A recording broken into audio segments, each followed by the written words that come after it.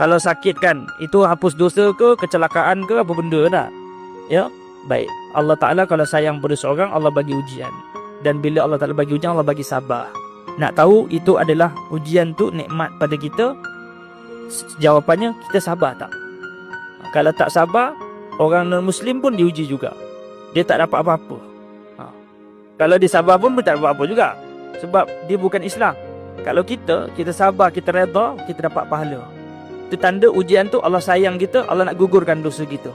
Tapi kalau kita tak sabar, kita tak terima, maka sia-sia je lah.